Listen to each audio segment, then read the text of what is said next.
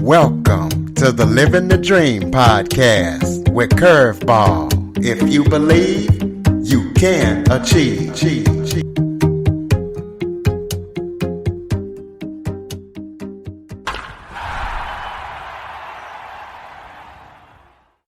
Welcome to the Living the Dream with Curveball podcast, a show where I interview guests that teach, motivate, and inspire.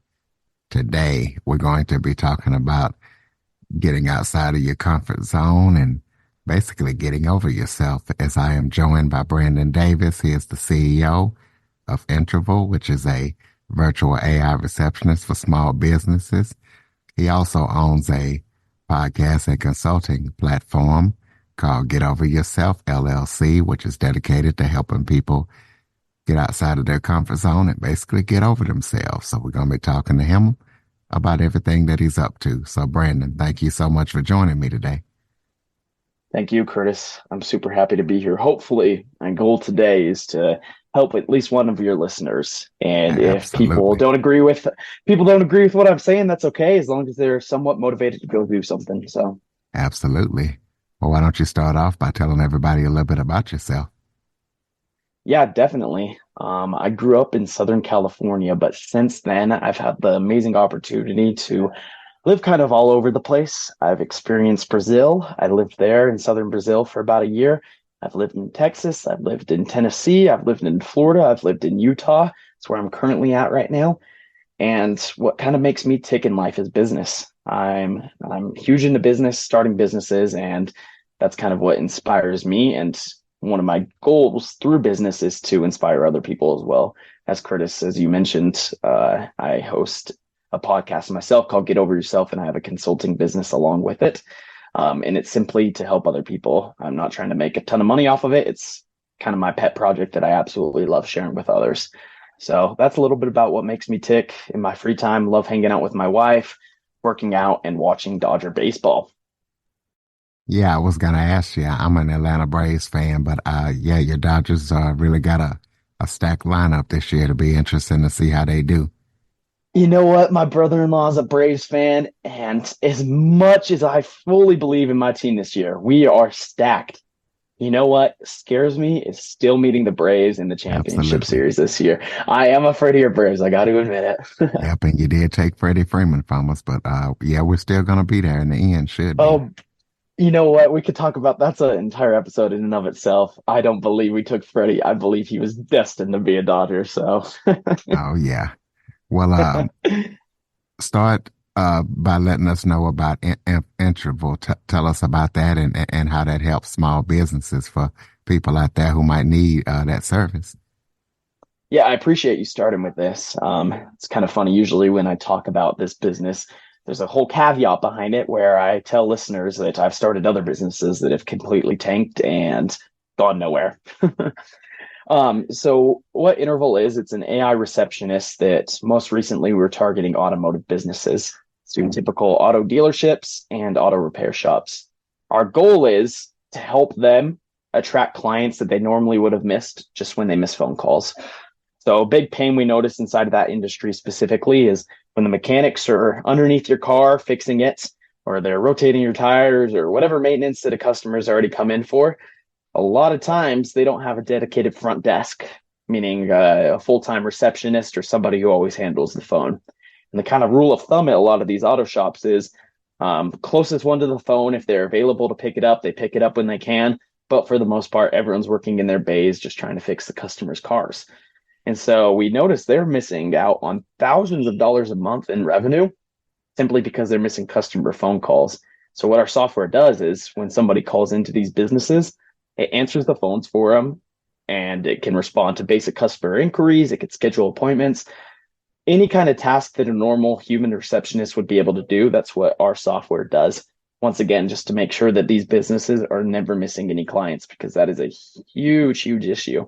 And we also do it at a fraction of the cost compared to normal human receptionists. Yeah, so all you mechanics and automotive people out there, because it's pretty frustrating. You're trying to get a price on something or see if there's any availability, and most of the time they can't answer like you said. Yeah, it's a huge issue. And most of the time, like you said, it's basic questions. Hey, I just want to get a quote, or hey, I want to see if you guys could take my car in this afternoon or in a couple days. And it's the most frustrating thing as a consumer to have your call forwarded or go to voicemail and not ever get a response, or wait on hold for 20 minutes. And half the time our questions can be answered within two. So that's what we're trying to do. Absolutely. So you have the phrase "get over yourself." First of all, tell us what you mean when you say that, and then tell us about Get Over Yourself LLC and what made you decide to start it. Talk about your platform and your podcast and everything that you do with that company. Yeah, so like I said, that's kind of my side project in life. It's one that I'm never trying to really make a ton of money or anything from, but hopefully inspire a couple people. I used to do missionary work. As I mentioned in the intro, I lived in Brazil and I lived in Texas. The reason why I lived in both those locations is I spent a year in each doing missionary work. So basically, my entire goal was to teach people about Jesus Christ and serve them to the best of my capabilities. And I dedicated 2 years of my life towards that. But one issue I had after the 2 years were up was I ran out of money. I was not working at all during that time. And so within 2 years, all of my saved up funds have been exacerbated. But the other issue is once I stopped doing missionary work, like I mentioned, I dedicated these 2 years to simply serve my brothers and sisters here on this earth. And it was very difficult when I finished and I came back to the real world and I said, okay, I have to get a real job again. I have to start working and earning money. I have to continue my education, these responsibilities that are just expected of everyone here on this planet. So when I finished that missionary work, I was kind of distraught because part of me wanted to continue serving full time and put all my time and effort and everything into my life for other people. But I recognize also I need to get my life going. I have to prepare for my future family and I have to be a full-fledged adult and get a job. And so I kind of came to a crossroads one day when I was praying to God and I was kind of asking him, okay, I want to start my own business, but at the same time, I want to help people. So what's a good way I can do that? And for whatever reason, God kind of put it into my heart that I needed to start a podcast called Get Over Yourself. So Get Over Yourself, it was sort of a joke when I was a lot younger, back in my middle school days. As many of the audience can kind of picture themselves when they were in middle school, there's not very many worries you have to have when you're that age. Your biggest concerns are if you got a good grade on the test, or if you're going to do good in your sporting event that night, or heck, if your crush likes you back. Life is very simple when you're that age. And so when my friends would come and they would be upset about those exact same situations, oh, I played bad at my basketball game last night. Dang it, I got a bad grade on the test, whatever it was, I would always tease them and I'd joke around. I'd say, it's fine, get over yourself. And it took me a lot of years to recognize that joke, that phrase I was saying, get over yourself, it actually held a lot more weight than I initially perceived. When I'd be joking around with my friends, they would always roll their eyes when I'd say that phrase. But once I started incorporating it into my own life and changing my mindset to have that mentality of get over yourself, I started recognizing huge change. I stopped being stressed as much. I stopped getting so angry at random day acts that would normally peeve me off, and I'd focus on them day in, day out. And I started recognizing also that life, as much as we all assume, because we're the star of our own movies, Curtis, you're the star of your show, I'm the star of my show, and that's just how our brains work. But at the same time, if we're going to exist here on this earth with our brothers and sisters, if we're going to get along, which the world, as we all know, needs a lot more of that right now, we need to learn to get out of our own heads, get over ourselves, get out of our own self-inflicted pains and difficulties and doubts and fears, and get out of our own space and say, it's going to be okay. At the end of the day, these trials and hardships we go through, these pains, these afflictions, these annoyances, these tiny little disturbances inside of our day, we need to stop focusing on them so much and just learn to appreciate life and be kind to other people. So yeah, finished missionary work. I recognized I had to start sharing that message. And literally 3 days after I said that prayer, I hopped on, I ordered a podcasting mic off Amazon, had no idea what I was doing, and I hit record. And that's kind of where history's taken me up till now. Well, that's interesting because God put it on my heart to start this podcast that I've been doing for nearly 4 years as well. I think it's a sign. I guess God these days, when people are afraid to pick up their scriptures and get on their knees and pray, he has to talk with them in other means. And I guess that's podcasting these days. Absolutely. So tell us about some of the challenges that help you overcome who you are and what kind of things that you use. You already talked about some of them, but what are the kind of things that you use to help strengthen your mindset?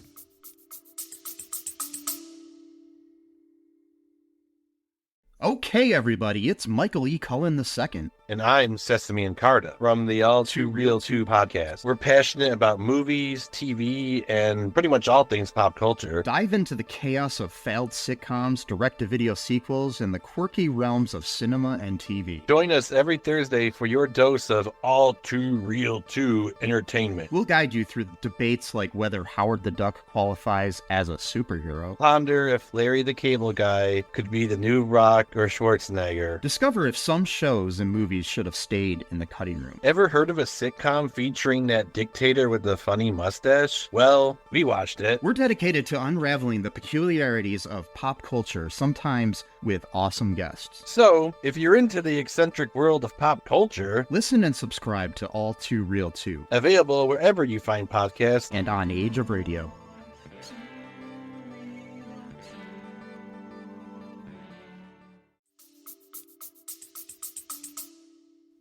Absolutely. So I want to start off with this and tell all the listeners, because I feel like a lot of people actually fit into this category, but a lot of people are afraid to share it these days. When you think about popularity in the world, it's based upon people having horrible life experiences that they were able to overcome to create their own hero's journey. So in essence, what I'm trying to say is a lot of people have to have a victim story in order to create something successful these days. You see that on, if you watch American Idol or Survivor, or any of these kind of reality shows, the people who we get attached to are usually the ones who have kind of that hardship, that emotional background that we want to root for them. And that's amazing. And I absolutely love that. Coming from my background, I had amazing parents growing up. I was blessed. We're an average middle class family, but I never had to worry about food on my table. I never had to worry about my dad beating up my mom. I never had to worry about alcohol in the home, or bad alcoholism. They abstained from that, and they taught me those principles. So compared to a lot of people here in America, heck, on the planet, I was incredibly blessed. And so one thing I recognized from a younger age is I'm almost blessed to an extent where I don't know hardship. So one of the reasons why I chose to do missionary work and why I went to Brazil was to try and experience a little bit of that hardship. And I hope that doesn't sound too selfish for anyone, but I had to get out of my comfort zone from a very early age because I recognized some of these trials that I would see in my friends' households and you hear about on the news. And heck, a lot of your listeners have probably lived it themselves, Curtis. I did not have those experiences. And I'm not trying to put fame to those. Obviously, our goal here on this earth is to create the best life for ourselves and our families and those around us. And so I am 100% so appreciative of the life I was given when I was younger. But at the same time, I recognize I had to, once again, get out of my comfort zone and experience the world from a different viewpoint. So when I first moved down to Brazil, one of the biggest challenges, or not even challenges, but just kind of culture shocks I had was, number one, I was living there with a bunch of Brazilians who didn't speak any English, and I was trying to learn their language and embrace their culture. And then number two, when I first got there, everything was so different from my Southern California Americanized mind. They had grown up in just a pretty regular household. The way that people lived, the way they talked, the way they acted, the way they served, it was so different from what I was used to. And so finally, in a weird sense, even though it was very difficult for me to understand this culture and try and appreciate it, I finally somewhat had an idea of what it was like to have a different lifestyle. And I recognize that's still different. All of us listening here to this show today, you mentioned you're in Atlanta right now. Atlanta's got some crazy areas, but if we think to some other parts of the world right now, heck, what we see in Gaza going on, Ukraine, our lives are so blessed. And I recognized that when I got to Brazil, even though Brazil is in a third world country and it's very developed, and there's still a lot of poverty. And so kind of developing my mindset around that and saying, wow, despite that I'm living in this city where a lot of people are very poor, there's a lot of gang violence and drugs, and there's a lot of issues going around, I also saw how beautiful the Brazilian people still were. I saw how amazing they were accepting other people. I saw how amazing family was to them and how important those values were. They wouldn't be afraid to accept somebody into their home. As I walked the streets of Brazil as a missionary, I would knock on random people's doors and I would ask for a glass of water, and without hesitation, they would do that. Whereas here in the United States, people will give you a side eye and wonder if you're trying to rob them or not. There's just these small little things I learned down there, just these small little things that created ultimate life lessons. And lastly, to answer your question, I don't mean to keep dragging it on and on, Curtis, but one of the greatest disciplines I have learned inside of my life is to do things that make me uncomfortable. Because once again, I don't come from that background where everything was absolutely chaotic growing up. I don't know if you have any David Goggin fans out there who are your listeners, but he talks about this exact experience inside of his first book, where he says he obviously had a crazy experience growing up where his dad was abusive and both mentally and physically and just hurtful to him and his mom and all these people inside of his life. And he had a story that most of us cannot even appreciate to even comprehend. But he said on the flip side, if you grew up in kind of a cushier lifestyle, your ultimate goal has to be getting out of your own way because you need to experience these things inside of your life. So one program I developed after I left Brazil and I've kind of gone on to my ventures and whatnot, besides my day-to-day tasks, going to the gym, working on my business, which is a whole struggle in and of itself, I created a program for myself to get out of my comfort zone, and I call it my daily disciplines. And it's these small day-to-day tasks that put me out of my comfort zone that don't interrupt my normal schedule so I can continue to do them without any excuses. So one daily discipline I created for myself was taking a cold shower every day. In the grand scheme of things, it doesn't seem that difficult whatsoever, and it's not. But it's the fact of the matter that when you take a cold shower, your body's there shivering, it's uncomfortable, all you want to do is turn the water warm, but it gets you out of your comfort zone for a couple minutes every day. And the reason why I chose that is because it does not disrupt my schedule whatsoever. It's something that every single day I'm going to take a shower. There's no questions asked about that. I will be taking a shower every day. And so how can I make it a little bit more uncomfortable? I'm going to turn it cold. And so my challenge for everyone out there listening today, if you're trying to be in that exact same situation where you create small little disciplines inside of your life so that when something truly difficult comes up, you can be prepared for it, find your own version of a daily discipline. Some examples of that would include if you're driving down the road when you're going to work, if you have a commute to work, maybe you usually listen to music. You turn on your favorite radio station, you listen to music all your way to work. My challenge for you is figure out an audiobook or an Audible book that you can actually listen to, or a podcast rather than listening to your music. Get out of your comfort zone and put yourself in a learning opportunity.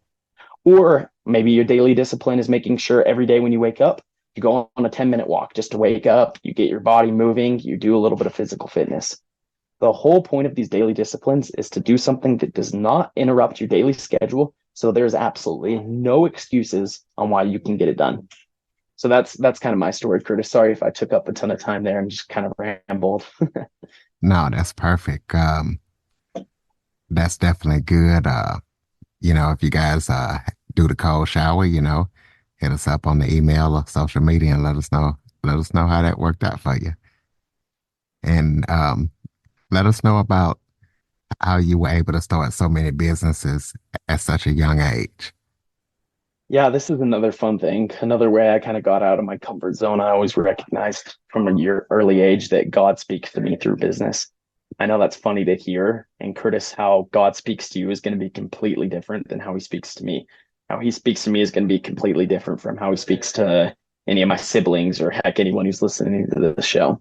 So in a very strange way, I believe God speaks to me through business. And so a lot of the practices that I do inside of my life are to reflect on what God is telling me to do.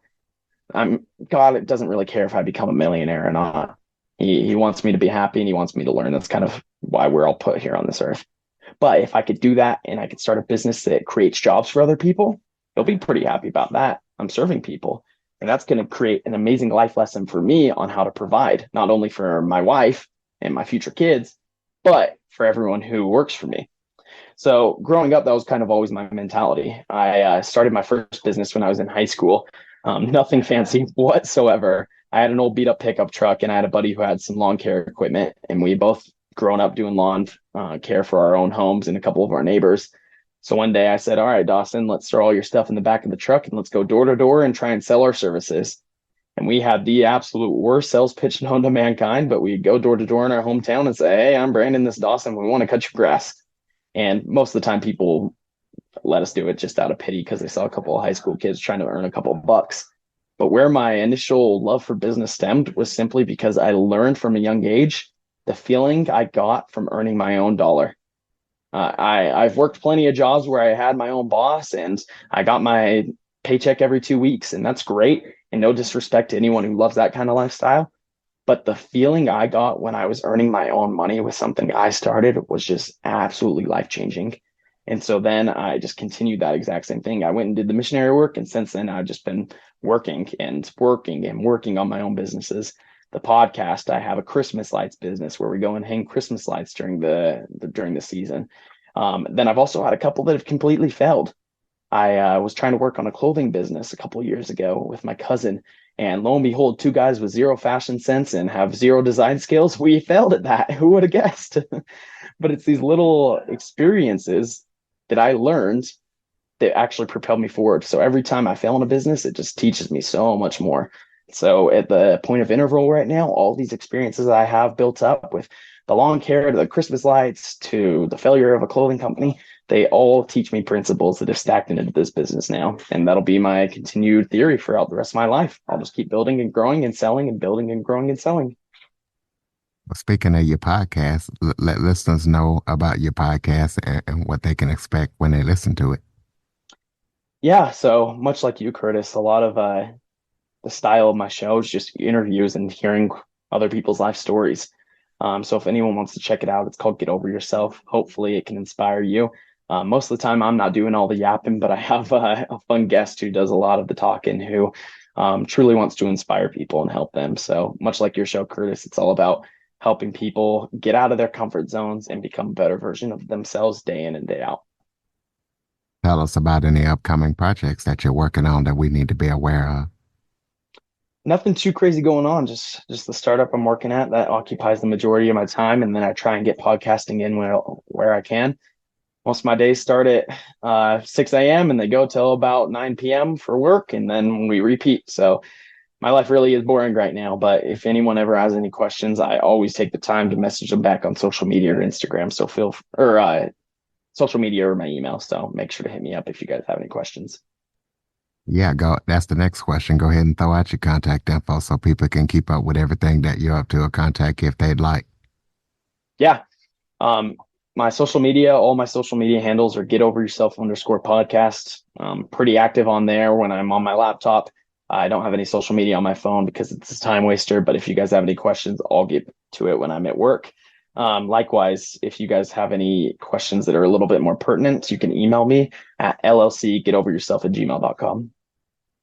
Okay, close us out with some final thoughts. Maybe if that was something I forgot to touch on that you would like to talk about, it, just any final thoughts you have for the listeners. Yeah, perfect. Thank you, Curtis, for providing this platform. As a podcaster myself, I know how difficult that is sometimes. So to all the listeners out there who listen to the show that Curtis has provided, make sure to give him a big thanks because it's a lot more work that goes into it than a lot of people perceive. My final piece of advice is very cliche. There's nothing fancy about it, but whatever kind of lights you up inside, but you're afraid to start, just start it. My ultimate advice is just get started. If that's a physical fitness journey you're trying to accomplish, that's adding some more muscle or losing some weight, just start it today. If you're a business guy like me and you want to get started on a business, do a little bit of validation, do a little bit of research, but more importantly, just get started, even if it fails in 2 weeks, because that's going to get you in the habit. If it's a relationship you're trying to get going and you're afraid the girl or the guy or whoever won't like you back, just go ahead and get started.